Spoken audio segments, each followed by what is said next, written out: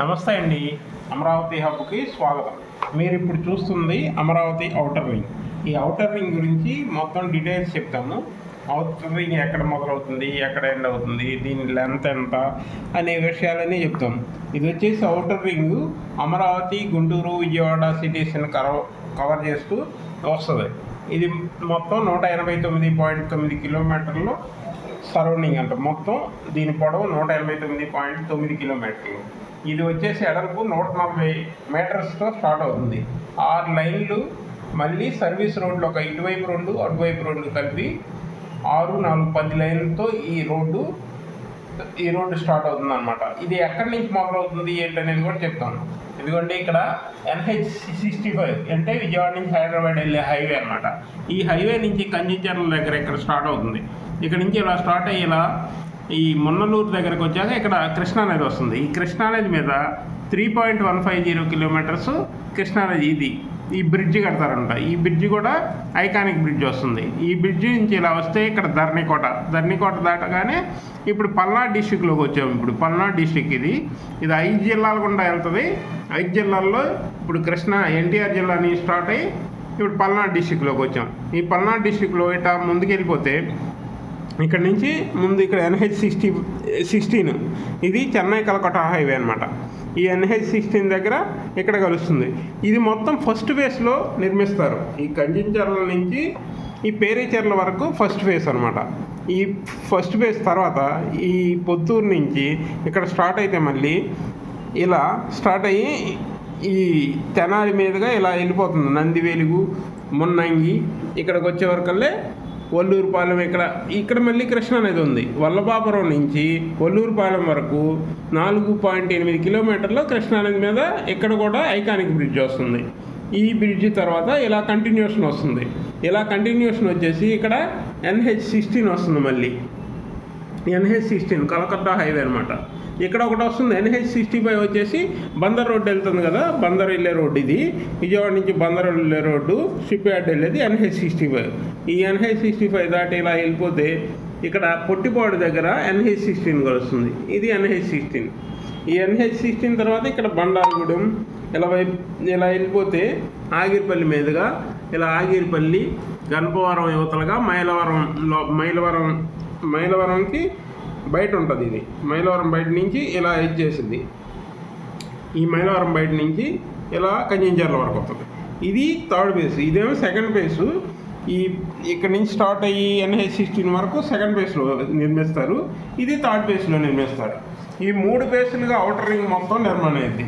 దీనికి ఈ 3 ఫేజ్లే కాకుండా ఇంకా ఏంటంటే ఇక్కడ ఏ డిస్టిక్లు వస్తున్నాయి కూడా చెప్తున్నాను. ఇక్కడ వచ్చేసి కృష్ణా డిస్టిక్, ఇక్కడ ఏలూరు డిస్టిక్ వెళ్ళింది, ఇక్కడ వచ్చేసి ఎన్టీఆర్ డిస్టిక్, ఈ వైపు వస్తే పల్నాడు డిస్టిక్, ఇటు గుంటూరు డిస్టిక్. 5 డిస్టిక్ల మీదుగా వెళ్తుంది. అంతేకాకుండా 7 నేషనల్ హైవేస్ని కవర్ చేస్తుంది. ఇది 7 నేషనల్ హైవేస్ ఏమేమి ఉన్నాయి, ఆ నేషనల్ హైవేస్ కూడా మేము చెప్తాం. ఏమేమి ఎక్కడెక్కడ కవర్ చేస్తుందో కూడా చెప్తాం. ఇప్పుడు NH16 చూశారు కదా, ఇది NH16. ఈ NH16 వచ్చేసి చెన్నై కలకట్టా హైవే అనమాట. ఇక్కడ పొత్తూరు దగ్గర ఒకసారి ఇది NH ఇక్కడ నుంచి ఇలా 2 సార్లు క్రాస్ చేసిద్ది. ఇక్కడ నుంచి ఇక్కడ ఏలూరు వైపు వెళ్ళే కాడ కూడా క్రాస్ చేసిద్ది. అది NH16. నెక్స్ట్ దాని తర్వాత NH65 ఈ బందర్ నుంచి వస్తుంది కదా, ఈ బందర్ నుంచి వచ్చేది NH65. ఈ NH65 వచ్చి హైదరాబాద్, ఇది కూడా 2 సార్లు క్రాస్ అయిపోయింది. దాని తర్వాత NH30 అంటే ఇది విజయవాడ నుంచి ఛత్తీస్గఢ్ వెళ్ళేదనమాట. కొండపల్లి నుంచి ఇలా ఛత్తీస్గఢ్ వెళ్ళే హైవే NH30, అదొకటి 3 ఇది. తర్వాత NH163G అనమాట. ఈ 163G అనేది విజయవాడ నుంచి నాగపూర్ వరకు ఖమ్మం మీదుగా కొత్త గ్రీన్ఫీల్డ్ హైవే నిర్మిస్తున్నారు. ఇది ఆల్రెడీ వర్కింగ్లో ఉంది. త్వరలోనే అందుబాటులోకి వస్తుంది. చాలా వరకు 50% వర్క్ కూడా కంప్లీట్ అయింది. ఇది గ్రీన్ఫీల్డ్ హైవే, ఇది ఒకటి. ఇది 4వ హైవే. ఇంకా 3 ఉన్నాయి. ఇంకో హైవే వచ్చేసి NH544D. ఇది అనంతపూర్ టు అమరావతి హైవే అనమాట. ఇది ఒక హైవే. NH167AG ఇది ఒక హైవే. ఇప్పుడు 6వది ఇది 167AG. తర్వాత